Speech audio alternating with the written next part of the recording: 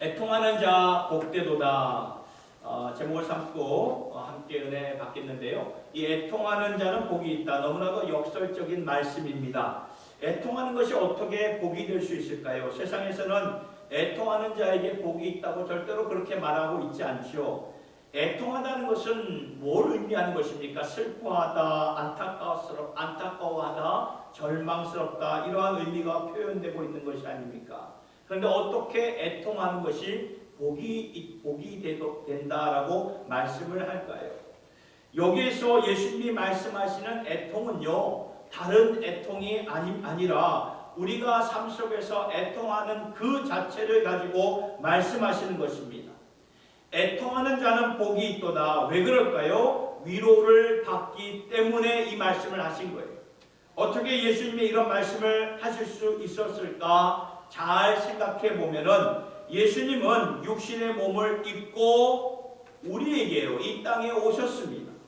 육신의 몸을 입고 우리에게 찾아오셨다는 것은 예수님이 우리 인생의 아픔들을 다 체험하셨다는 그 말씀입니다. 그러면 예수님이 체험하신 그 아픔 가운데는 뭐가 있겠습니까? 애통함이 있다는 그 말씀이에요. 성경을 보면 예수님은 3번이나 애통하는 마음을 가지고 3번 눈물을 흘리셨습니다. 한 번은 그의 친구 나사로가 죽은 소식을 듣고 좀 늦게 오셨지만 그를 슬퍼하는, 오빠를 슬퍼하는 누이들이 있었죠. 그 마르다와 마리아가 있었지만 그러면서 참 누이들을 보면서 이렇게 우셨던 그 마음들, 또한 나사로가 자신의 친구인 만큼 너무나 안타까움을 가지고 애통해 하셨다는 것, 눈물을 흘리셨다는 것입니다. 또 한 번은 예수님께서 십자가를 지시기 위해 예루살렘으로 가셨을 때 여인들은 울면서 예수님을 따라왔지요. 그러니까 예수님은 우는 여인들을 향해서 뭐라 말씀하셨습니까? 너와 너희 자녀들을 위해서 울라 말씀하셨습니다. 무슨 말입니까? 길 잃은 양과 같은 이스라엘 백성들, 그 무리들, 그 백성들을 보시면서 죄로 말미암아 이제 너희들에게 큰 화가 임할 것을 아시고 예수님은 눈물을 흘리셨던 것입니다. 백성들이 죄로 보지 못하고 그리고 죄의 결과가 얼마나 치명적인 것인가를 아시면서 그들의 아픔을 느끼면서 애통해 하셨던 것이죠. 그리고 예수님은 또 언제 눈물을 흘리셨습니까? 십자가를 지시기 바로 전날 겟세마네 동산에서 아버지 앞에서 눈물을 흘리셨습니다. 눈물뿐만이 아니죠. 땀에 피가 섞일 만큼 굉장한 번민과 고뇌 가운데 예수님은 애통해 하셨어요. 아버지께서 그 아들 예수에게 맡겨주신 십자가, 이것이 본인의 사명인 것을 아셨고, 그리고 아버지 앞에 순복하면서 십자가를 지실 마음은 변치 않으셨지만 그래도 여전히 그 십자가는 너무나 버거운 사역이었던 거죠. 그래서 아버지 앞에 힘든 그 가슴을 쏟아내면서 애통해하는 예수님의 그 모습을, 마음을 우리가 볼 수가 있습니다. 오늘 본문의 말씀도 무엇입니까? 애통하는 자는 복이 있나니 그들이 위로를 받을 것입니다. 이러한 말씀을 하실 수 있는 유일한 분은 오직 예수 그리스도, 예수님밖에 없어요. 왜냐하면 예수님은 우리의 애통함을 친히 체험하신 분이기 때문입니다. 그런데 그 애통함이 그냥 애통함으로 끝나는 것이 아니라 십자가에서 죽음의 권세, 사망 권세를 이기신 예수님이 되셨기 때문에 애통함 가운데 아버지께서 주시는 위로를 아시고 애통하는 자가 복이 있다고 말씀을 하셨던 것입니다. 이 말씀은 오늘 우리에게 살아가면서 너무나 큰 위로를 주시는 말씀이 아닐 수가 없는 거죠. 여러분, 인생을 살아가는 동안 우리가 모든 답을 받을 수가 없습니다. 또 모든 인생의 답을 주신다고 할지라도 우리는요 다 이해하지 못합니다. 근데 예수님이 그냥 우리와 함께, 그런데 예수님이 우리와 함께 울어주신다는 거죠. 왜 울어주실까? 예수님이 우리 아픔을 다 아시기 때문에 울어주신다는 것입니다. 지난날 우리도 사랑하는 부모님이 돌아가셨을 때에 아픔이 있지 않았습니까? 그 아픔이 크지 않았습니까? 그러면서도 풀리지 않는 인생의 질문들이 있었을 것입니다. 그런데 결국에는 예수님께서 우리와 함께 계시고 우리와 함께 울어주신다. 이것 한 가지가 모든 것을 덮어주시고 모든 것에 대한 해답이 된다는 그 말씀입니다. 비록 우리에게 시원한 대답은 없었고 우리가 간절히 원했던 그 육신적인 치유를 허락하지 않으셨고 그래서 결국에는 하나님의 품으로 돌아가셨지만 그러나 주님께서는 그 자리에서 우리와 함께 계셨고 우리와 함께 애통하시며 눈물을 흘리셨던 우리 주님이 되시기 때문에 우리 곁에 계신다는 그 한 가지는요, 우리 모든 대답이 되고 그 사실 그 한 가지로 모든 것을 감당케 하는 그 힘을 얻게 해주신다는 그 말씀입니다. 오늘도 살아가는 동안 우리에게 애통한 일들이 참 많지 않습니다. 개인적으로 애통한 일들이 많고 사회를 보면서 나라를 보면서도 교회를 보면서도 애통할 일들이 많지 않습니다. 그런데 그 애통함 속에서도 우리와 함께 애통하며 위로를 받을 수 있는 가장 큰 이유는 무엇일까요? 예수님이 우리와 함께 애통의 눈물을 흘려주시기 때문이라는 것입니다. 예수님은 우리의 아픔을 아시는 분으로서 우리와 함께 하심으로 우리의 아픔을 위로해 주실 수가 있고 결국은 주님의 그 십자가가 우리 인생의 해답이 된다는 것입니다. 이 주님의 십자가 이것이 이 인생의 답이 된다는 이 한 가지가 우리에게 진정한 위로가 되는 거예요. 이것 말고 다른 위로가 어디에 있겠습니까? 주님의 십자가 하면 다 끝나는 거예요. 그렇다면 예수님께서 애통하는 자들을 위로해 주실 때 구체적으로 어떻게 위로를 해 주시는 것입니까? 먼저 각자에게 주시는 위로의 말씀, 어떻게 애통함을 통해서 우리와 함께 하시며 우리를 세워가시며 우리를 성숙해 하시는가, 그래서 어떻게 위로하시는가, 이것을 먼저 본 다음에 우리가 세상과 사회와 나라를 위해서 함께 애통할 수 있는 자리로 나아갔으면 참 좋겠습니다. 첫 번째 파트로 어떻게 주님은 구체적으로 애통하는 우리와 함께 하시면서 결국에는 우리를 만져주시고 우리에게 힘이 되어주시는 은혜를 주시는 것입니다. 첫째는 이것입니다. 주님은 우리를 치유해 주신다는 것입니다. 애통함을 통해서 치유를 해주십니다. 하나님의 사람 다윗을 보면 이것이 너무나 명확합니다. 다윗을 하나님께서 치유해 주셨는데 그 치유는 그가 다윗이 애통할 때까지 기다리셨다가 치유를 해주시더라고요. 그냥 치유해 주신 게 아니에요. 다윗이 애통하는 마음으로 주 앞에 나아갔을 때 치유함을 주시는 거예요. 다윗의 삶의 전환점이 되었던 그 말씀이 시편 51편의 말씀인데 그 배경과 내용은 우리가 너무나 잘 아는 내용이지요. 다윗이 언젠가 밧세바의 여인을 자신의 것으로 취하기 위해서 그의 남편 우리아를 치열한 전쟁터로 보내가지고 죽게 한 후에 다윗이 그 밧세바를 취하였는데 그 후에 나단 선지자가 다윗에게 찾아왔지요. 그리고 나단 선지자가 다윗의 죄를 그 앞에서 면전 앞에서 지적하였을 때에 다윗은 하나님 앞에 회개하며 울부짖으며 애통하는 자리로 나왔다는 것입니다. 저는 이 시편의 말씀을 몇 군데서 보면서 다윗이 어떻게 애통해 하였을까? 3절에서 5절까지 다윗은 이렇게 고백합니다. 시편 51편 3절에서 5절까지 보세요. 물은 나는 내 죄과를 아오니 내 죄가 항상 내 앞에 있나이다. 내가 주께만 범죄하여 주의 목전에 악을 행하였사오니 주께서 말씀하실 때 의로우시다 하고 주께서 심판하실 때 순전하시다 하리이다.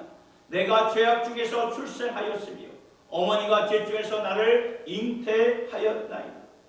지금 다윗은 자신이 지은 죄악을 돌아보면서 애통해하는 그런 모습을 우리가 보게 되지 않습니까?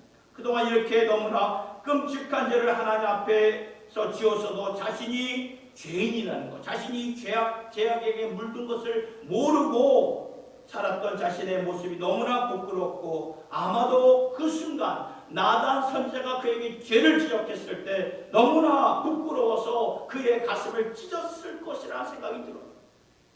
다윗은 여기서 애통하고 있어요. 그 애통이 어디까지 가는가? 쭉 말씀을 보면 17절의 말씀을 보면 다윗은 하나님께 이렇게 간구하죠. 하나님께서 구하시는 제사는 상한 심령이라. 하나님이여 상하고 통회하는 마음을 주께서 멸시하지 아니하시리이다. 다윗이 지금 애통하지 못한 상황에서 그가 한 가지를 깨달았어요. 한 가지를 깨닫게 되었는데 그것은 하나님 앞에 올바로 드리는 제사가 무엇입니까? 예배 아닙니까? 예배였다는 거. 올바로 드려지는 예배. 다윗이 이것을 깨달았어요. 하나님께서 친히 구하시는 것은 상한 심령이고 통회하는 마음, 이것을 하나님께서 찾고 원하셨는데 그동안 다윗은 어떻게 행하였습니까? 사람들 앞에서, 백성들 앞에서 예배를 인도하였고 제사를 드렸고 하나님 앞에서 자칭 그러한 예배자라고 선지자라고 예배를 백성들 앞에서 인도했던 왕이라고 스스로 착각하며 살았던 자신의 모습을 돌아보며 애통해하는 그런 마음으로 주님 앞에 나갔던 거예요. 그런데 이 애통함을 통해 놀라운 일이 벌어졌어요. 바로 그 다음 구절 18절을 통해서 이렇게 말씀을 정합니다. 주의 은택으로 시온에 선을 행하시고 예루살렘 성을 쌓으소서. 다윗이 애통하지 못했을 때에 무너져 있었던 자신의 영성 또한 자신이 무너짐으로 말미암아 주위에 있는 사람들도 무너지고, 그리고 다윗이 왕이었잖아요. 왕이었기에 자신이 무너진 것은 뭐를 말하는 것입니까? 나라가 무너지는 것이고 그리고 백성이 무너지는 것을 뜻하는 것인데, 이 다윗이 깨달아요. 애통함을 통해서 하나님이 자신에게만 치유하신 것이 아니라 이제 예루살렘을 치유하시고 시온 백성 전체를 당신의 은혜로 치유해 주신다는 것을 다윗이 믿음으로 바라보았고 깨달았던 것입니다. 하나님이 그렇게 역사를 하신다는 거예요. 사랑하는 성도 여러분, 이것은 너무나 우리가 이 신앙의 여정을 이렇게 걸어가는 가운데 너무나 중요한 말씀입니다. 우리를 용서하는 것은 이미 그리스도의 보혈로, 십자가의 그 보혈로 용서를 하셨지만 우리의 진정한 치유함은 우리가 주 앞에 통회하는 마음으로 나와야 된다는 거예요. 애통하는 그러한 마음이 있은 후에 그 하나님이 주신다는 거예요. 보혈로 용서를 하셨지만 온전한 치유는 없는 거예요. 애통함으로 자신의 상함과 하나님 앞에 통회하는 마음으로 나오는 그 과정을 통하여서 하나님은 우리와 우리 가족과 우리 주위를 치유해 주신다, 그 말씀이라는 것입니다. 애통하여라, 이것이 복이다. 이로 말미암아 나도 너와 함께 애통하며 너를 치유하며 너를 위로해 줄 것이다, 말씀하시는 것입니다. 두 번째, 애통을 통해서 주님은 우리를 회복해 주신다는 것입니다. Restore 해줘요. Restore. 이것은 이스라엘 역사에서 가장 우리가 정확하게 볼 수 있는 말씀이죠. 여러분, 이스라엘 백성들이 너무나 마음이 굳어지고 목이 곧은 백성이고 여전히 그들을 보면 종교심이 참 많았어요. 구약 성경을 보면 특별히 소선지서의 말씀을 보면 저들의 종교와 신앙은 굉장히 왕성했던 시대였지만 마음을 보면 마음으로는 하나님께로부터 멀어져 있었던 그 백성들, 유대 백성들이었는데, 그래서 나중에는 하나님께서 급진적인 상황을 통해서 그렇게 급진적인 상황을 만들면서까지 해서라도 그들을 살리시려고 하는데 그들의 모든 것을, 그들이 가진 모든 것을 다 잃게 하십니다. 나라를 잃게 하시고 성전을 빼앗기게 하시고, 그러니까 그들의 전통을 잃게 하시고 미래를 잃게 하시고 가족들이 뿔뿔이 흩어지고 자녀들에게는 소망을, 희망을 줄 수가 없는 그런 상황까지 허락하셔서 나라를 망하게 만드셨어요. 그런데 나라를 망하게 만드심으로 말미암아 그때야 이 백성들이, 강박하고 목이 곧은 백성들이 비로소 하나님 앞에 나와서 애통하기 시작합니다. 전에는 선지자를 통해서 하나님께서 그 백성들을 경고하셨어요. 그리고 저들의 마음이 강박하니까 하나님께서 여기저기 이방의 나라들을 일으켜가지고 그 백성들, 유대 백성들을 치게 하시면, 그러면 이 유대 백성들, 이스라엘 백성들은 잘못했습니다 하나님 하면서 정신을 차렸지만 또다시 원래의 원점으로 돌아갔던 그런 모습을 보게 되죠. 그러니까 일시적으로는 정신을 차리고 주님 앞에 나왔지만 그들 마음속에 진정한 회심의 전환은 없었다는 그 말이에요. 진정한 회심의 전환은 무엇을 말하는 것입니까? 진실로 애통하는 자리로 하나님 앞에 나오는 것이에요. 이러한 모습들이 안 보여지니까 하나님께서는 결국에는 그 백성들이 가진 모든 것을 잃게 하셔서 애통할 수밖에 없는 자리로 나오게 하사 결국 그들을 회복하게 하시는 그러한 하나님의 그 중심을 말씀을 통해서 보게 된다는 것입니다. 그래서 시편의 많은 노래들을 보면 나라를 잃고 성전을 빼앗고, 그러니 이 백성들이 얼마나 트라우마에 빠졌겠습니까? 그럼 심지어는 타국으로 이 바벨론으로 포로로 잡혀간 그곳 강가에서 불렀던 노래들이 오늘날 우리가 읽는 이 시편 말씀으로 기록되어 있듯이 애통하게 하십니다. 애통함을 통해서 하나님께서는 그들의 중심을 회복시켜 주시는 거예요. 성경 66권의 한 책 전체가 애통하는 말씀으로 꽉 차여 있습니다. 그 말씀이 뭔지 아십니까? 예레미야 애가서입니다. 말씀, 그 성경 말씀 그대로 예레미야 애가서, 그 전체의 챕터가 애통하는 마음으로 쓰여져 있는 그런 말씀, 애통하는 마음, 애통하는 심령이 아예 성경 한 책으로 주어져서 주님의 백성들의 애통함을 통해 하나님의 회복을 찾을 수 있도록 인도해 주신다는 그 말씀입니다. 그래서 예수님이 말씀하시는 것입니다. 애통하는 자는 복이 있도다. 그 가운데 주님이 함께 하시며 함께 울어주시고 결국에는 그 애통함을 통해 우리를 회복시켜 주시려는 주님의 은혜와 위로가 있다는 것을 말씀해 주신다는 것입니다. 세 번째, 애통함을 통해서 주님은 우리에게 은혜를 부어주시죠. 바울의 경우 그는 애통해야 하면서 은혜의 사도가 되는 거 아시지? 애통해야 할 때 은혜의 사도로 바뀌어졌습니다. 우리가 잘 아는 말씀 고린도후서 12장에 바울은 자신의 안에 있는 육신의 가시가 너무나 힘들어서 하나님 앞에 간구하며 애통해야 하는 그런 바울의 모습을 보게 됩니다. 그 고린도후서 10장 7절의 말씀 보세요. 여러 계시를 받은 것이 지극히 크므로 너무 자고하지 않게 하시려고 내 육체의 가시 곧 사단의 사자를 주셨으니 이는 나를 쳐서 너무 자고하지 않게 하려 하십니다. 여러분, 하나님은요 사도 바울에게 보통 사람들이 볼 수 없고 알 수 없는 계시를 허락하셨어요. 계시. 이것은 하나님께서 바울에게 특별히 허락한 계시였습니다. 그래서 조심하지 않으면 자고할 수 있기 때문에 자만할 수밖에 없는 바울을 보시면서 하나님은 그에게 한 가지 기프트, 선물을 허락하셨는데 그게 뭔지 아십니까? 육신의 가시였다는 거예요. 육신의 가시.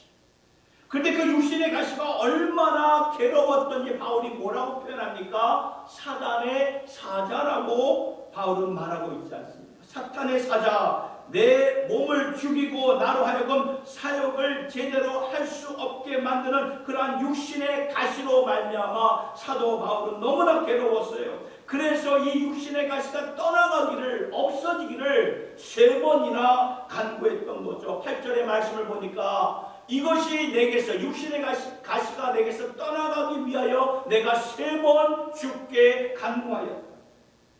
바울은 하나님 앞에 애통하는 마음을 가지고 간절한 마음으로 간구했어요. 아마도 바울은 육신의 가시를 제거하기 위해서 금식까지 하면서 기도하지 않았겠나 그런 생각도 듭니다.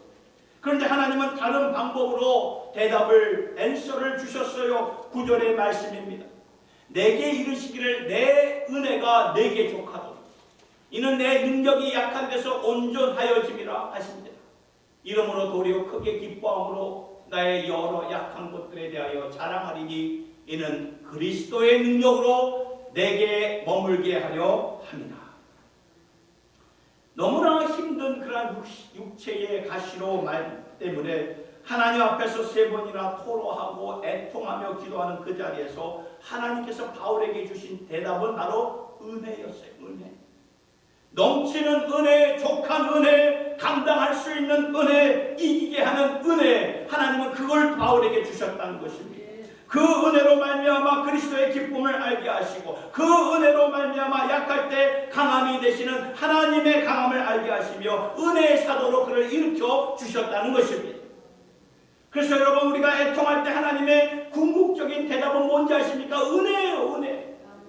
우리가 볼 수 있는 것은 굉장히 리밋되어 있습니다. 제한되어 있고, 그래서 우리가 간구하는 것도 굉장히 제한되어 있어요.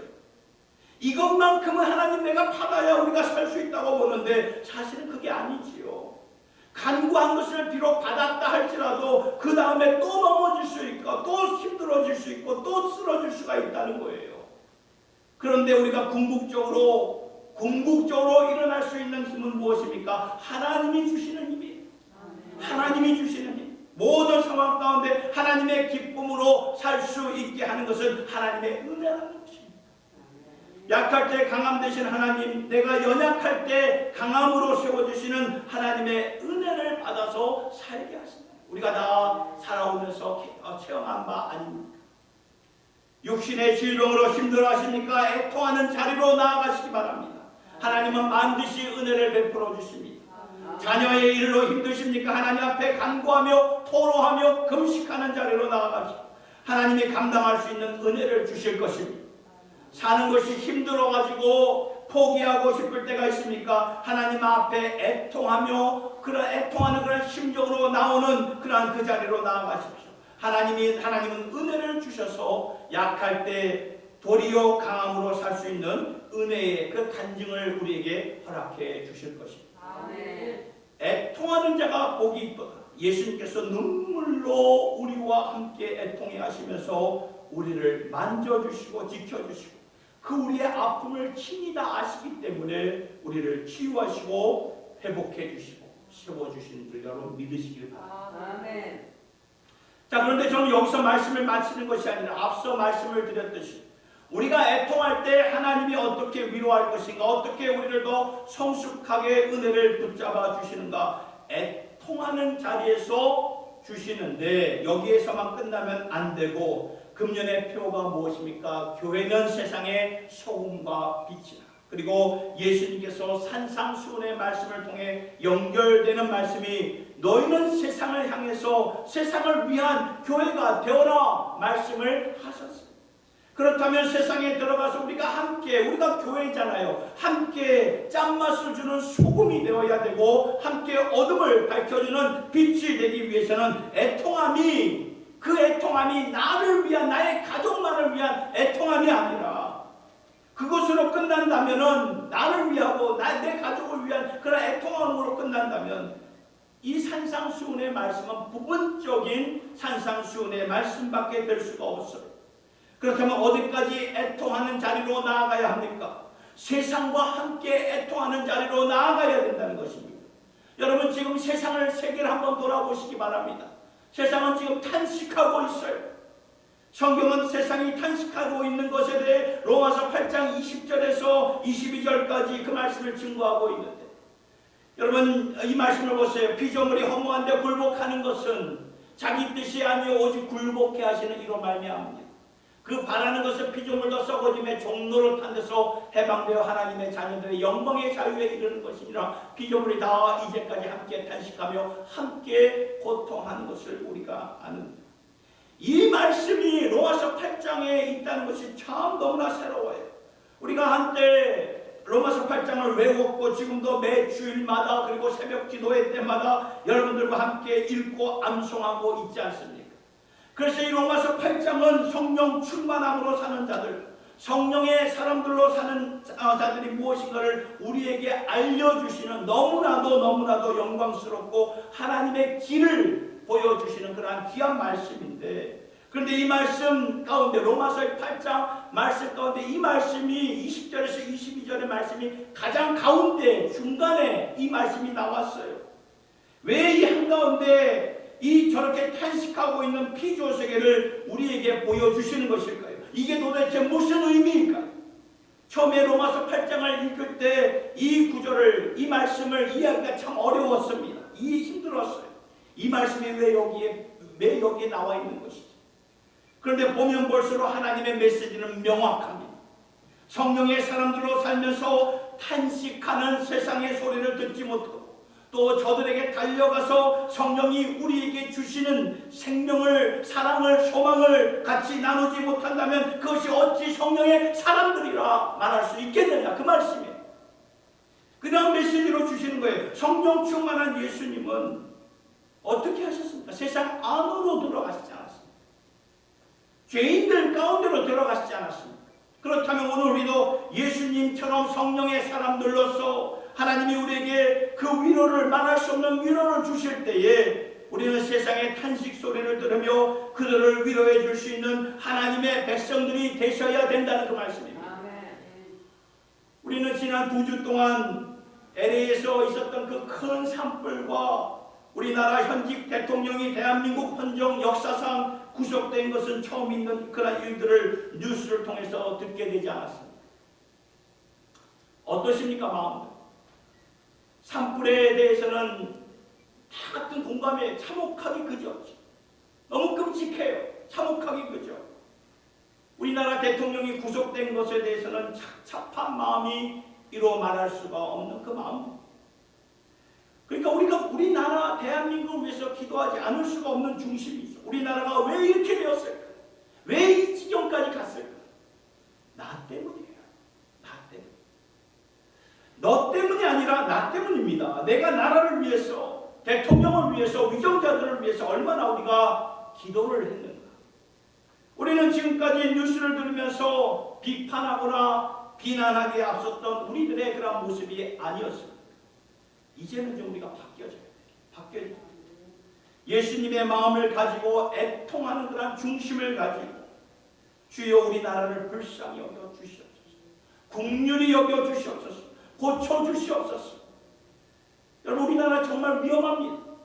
곳곳에 어디 하나 안 들어가 있는 사람들, 종북 사상으로 치우친 자들이 어느 곳에 없는 자들이 없어요. 다 배치되어 있습니다.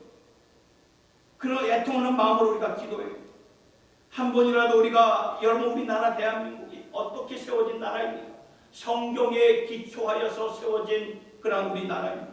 그러니 이제부터라도 꼭 하루에 한 번이라도 나라와 사회를 위해서 애통하는 마음으로 기도해 주실 수 있기를 바랍니다. 아멘. 그리고 LA에서 벌어졌던 이 어마어마한 산불을 통해서 우리가 꼭 알아야 할 사실이 있습니다. 그것은 지난 1월 초에 1월 5일이지요. 산불이 1월 7일날 발생했습니다. 1월 5일 골든 글러브 시상식이 LA에서 열렸는데, 이건 청룡 시상식처럼 우리나라의 그 연예인들이 그런 연예인들을 위한 그런 시상식이에요. 거기서 수많은 연예인들이 하나님을, 전지전능하신 하나님을 농담거리로 여기며 웃는 그런 동영상을 좀 보게 되었어요. 마음이 너무 아팠어요.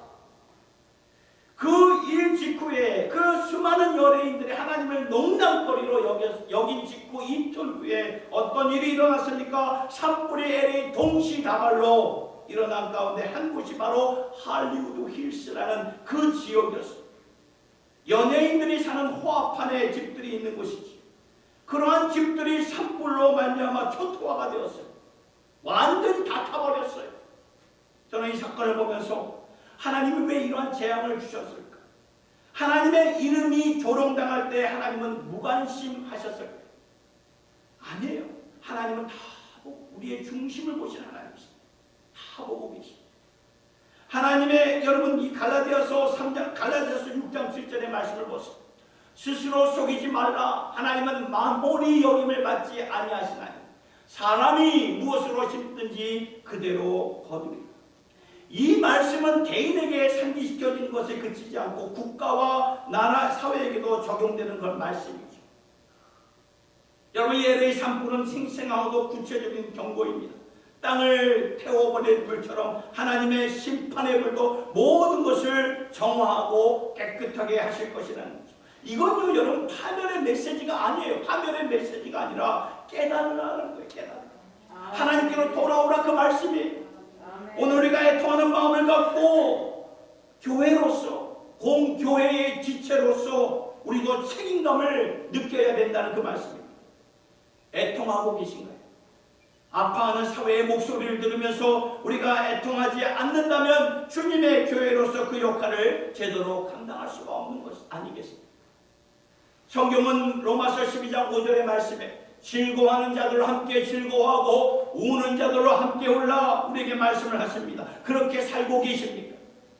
예수님은 슬퍼하는 자들과 함께 슬퍼하셨어요. 말씀에 보면 제자들과 함께 제자들하고만 슬퍼한 것이 아니라 죄인들 가운데서 암탉이 병아리를 품듯이 내가 너희를 그러하마.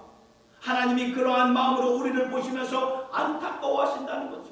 세상 죄를 지고 가시면서 십자가에 달려 죽으시기 전에 십자가의 그 번민 가운데 애통해 하신 우리 주님을 바라보시기 바랍니다.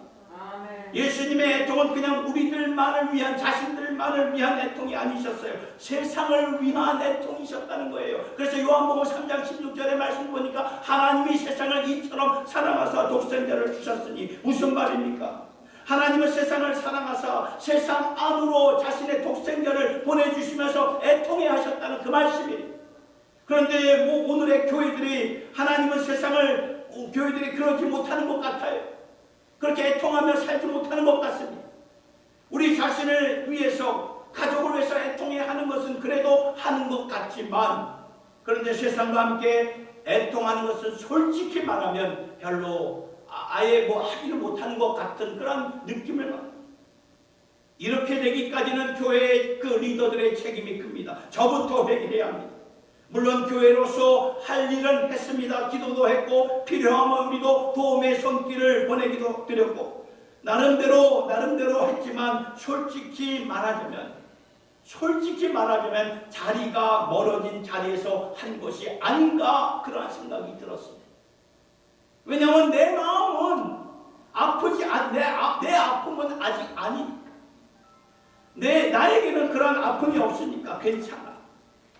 내 가정에는 아직 없으니까. 우리 교회에는 아직 없으니까 괜찮아. 돕기는 하고 기도는 하겠지만 그냥 하는 거죠.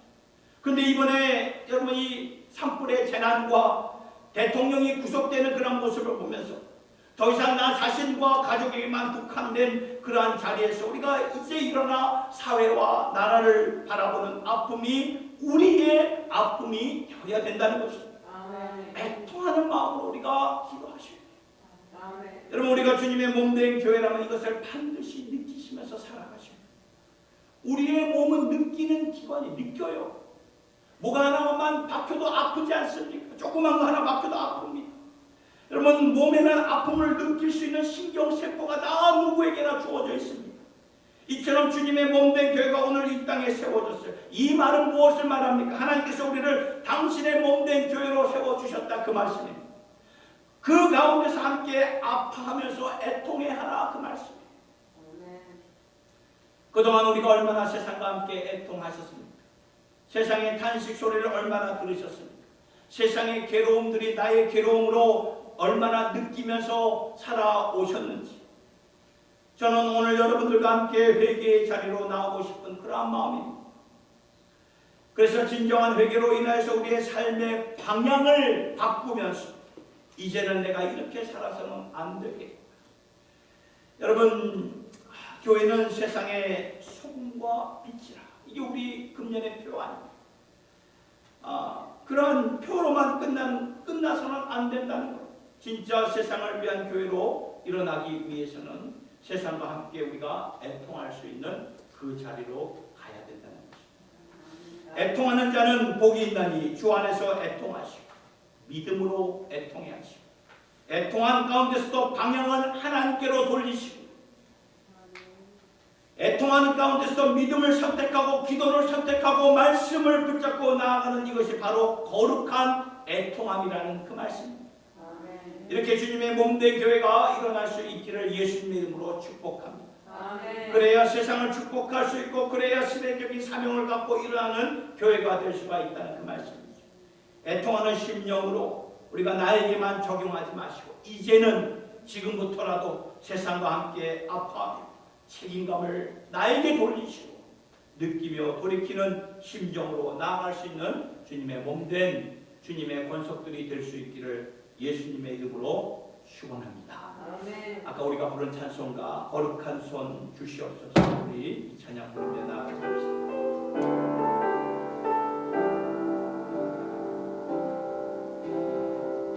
무릎 꿇고 엎드리니 우릴 겸손케 하소서. 악한 데서 눈을 돌려 모든 의상 버리려니 깨끗한 손 주옵소서. 주님만 높여드리기 원해. 정결한 맘 주옵소서. 주님만 높여드리기 원해. 우리 세대로 주의 얼굴 찾게 하옵소서. 오 야곱의 하나님, 우리 세대로 주의 얼굴 찾게 하옵소서. 오 야곱의 하나님.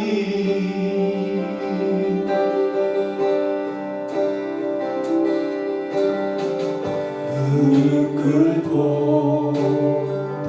엎드리니 우릴 겸손케 하소서.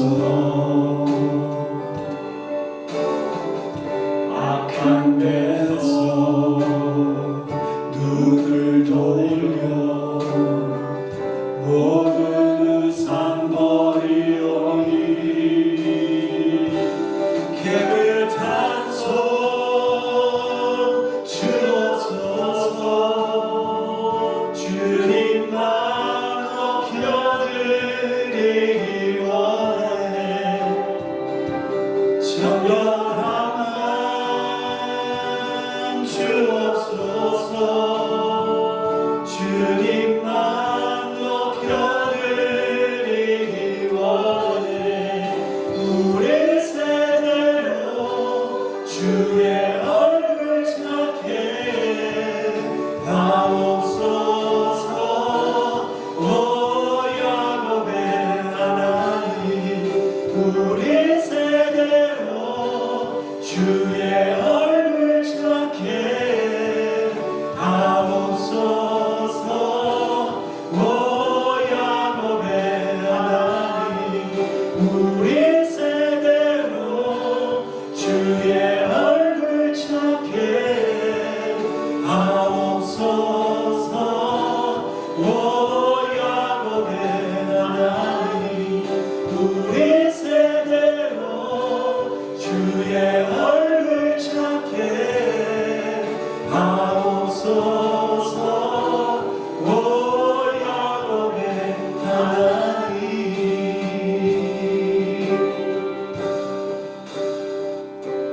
깨끗한 손 주옵소서. 주님만 높여드리기 원해. 정결한 맘 주옵소서. 주님만 높여드리기 원해. 우리 세대로 주의 얼굴 찾게 하옵소서. 오 야곱의 하나님, 우리 세대로 주의 얼굴 찾게 하옵소서. 오 야곱의 하나님, 우리 세대로 주의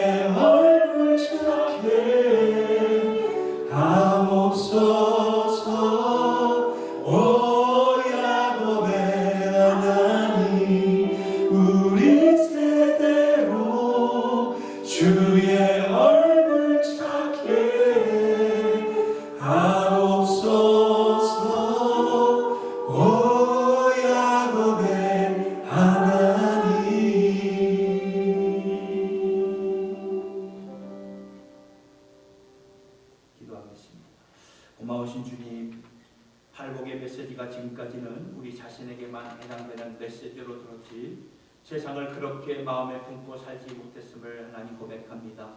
예수님의 심정으로 말씀을 보지 못했습니다. 용서하여 주시옵소서.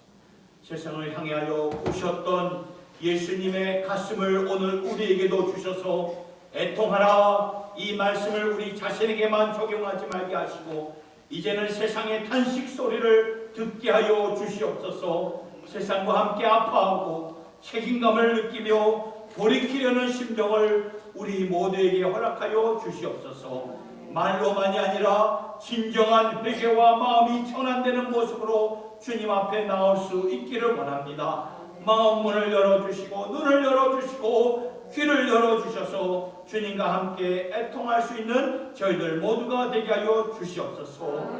시편 기자들도 그랬고 예레미야 선지자도 그랬고 이사야 선지자도 그랬듯이 하나님 앞에 질문하며 원망하며 불평할 때 하나님께서는 그들을 꾸짖지 아니하시고 도리어 그들의 불평과 원망의 소리를 성경으로 허락하셔서 이렇게 해도 된다, 너희들 원망스럽지, 원망해도 된다, 괜찮다, 다 들어주겠다고 말씀하신 아버지 앞에 나오는 저희들 모두가 되기를 원합니다. 그러나 그 가운데서도 선지자들처럼 시편 기자들처럼 하나님 붙잡는 것을 택하게 하여 주시고 믿음을 붙잡는 것을 택하게 하여 주시고 기도하는 마음을 택하게 하여 주시고 말씀을 붙잡는 믿음을 택하게 하여 주셔서 도리어 애통하는 가운데 우리를 치유하여 주시고 회복하여 주시고 은혜를 부어주시는 이 하나님의 놀라운 은총을 체험하게 하여 주시옵소서.